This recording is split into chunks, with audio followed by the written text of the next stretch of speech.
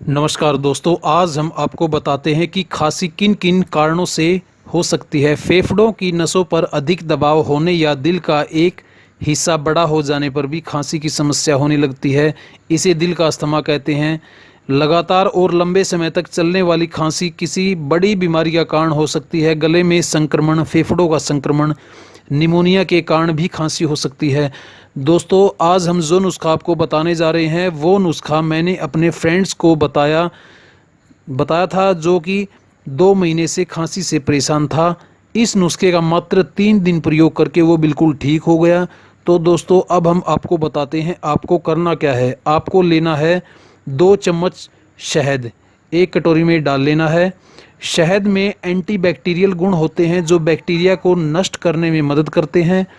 इसमें उच्च मात्रा में पोटेशियम, कॉपर, फास्फोरस होता है जो शरीर के कार्य को सामान्य रखने में मदद करता है। और उसके बाद लेना है एक कटा हुआ नींबू।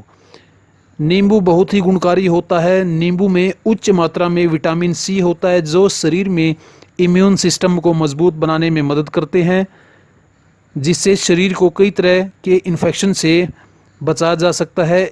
इसमें मौजूद एंटीऑक्सीडेंट क्षतिग्रस्त कोशिकाओं को ठीक करने में मदद करते हैं।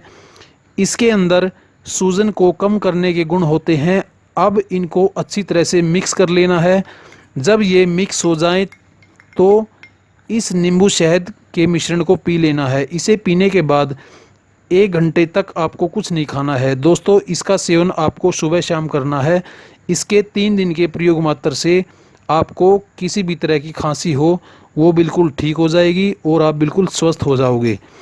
तो दोस्तों, आप इस नुस्खे को ज़रूर ट्राई करें। इस नुस्खे से आपको ज़रूर लाभ होगा।